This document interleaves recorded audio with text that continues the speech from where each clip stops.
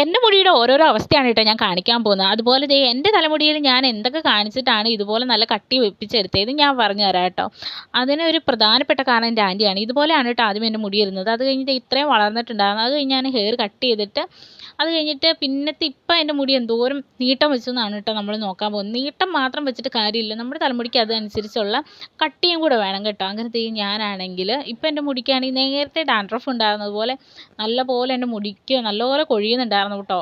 അതൊക്കെ ഞാൻ കൊടുക്കണം എന്ന് വിചാരിച്ചു, പക്ഷേ ഞാൻ നോക്കിയിട്ട് ഈ ഫോട്ടോസ് ഒന്നും കാണുന്നില്ല കേട്ടോ. പക്ഷേ നിങ്ങൾക്ക് എൻ്റെ മുടി കാണുമ്പോൾ തന്നെ മനസ്സിലാവുമല്ലോ എന്തോരം മാറ്റം വന്നിട്ടുണ്ടെന്ന്. അതുപോലെ എന്താ പറയുക, എൻ്റെ കൂട്ടുകാർക്കൊക്കെ അറിയാവുന്നത് കൊണ്ട് നമ്മുടെ കയ്യിൽ നിന്ന് എണ്ണയൊക്കെ വാങ്ങാറുണ്ട് കേട്ടോ. അങ്ങനെ ദേ ഇപ്പം രാത്രി കുറച്ചേറെ വൈകിട്ടാണെങ്കിൽ നമ്മൾ കുറച്ച് എണ്ണയൊക്കെ കാച്ചി വെക്കാമെന്ന് വിചാരിച്ചിട്ടുണ്ടായിരുന്നേ. അങ്ങനെ ദേ നമ്മൾ പച്ചമരുന്നുകളൊക്കെ അതിൻ്റെ സത്ത് മാത്രം എടുത്തിട്ടാണ് കേട്ടോ നമ്മളാണെങ്കിൽ എണ്ണ കാച്ചുന്നത്. അതുപോലെ നമ്മുടെ കുറച്ച് പൊടിക്കൈകളും കൂടെ നമ്മൾ ഇതിനകത്ത് ചേർക്കുന്നുണ്ട്. അങ്ങനെ ദേ നല്ല വിറകടുപ്പിൽ തയ്യാറാക്കിയ എണ്ണയാണ് കേട്ടോ.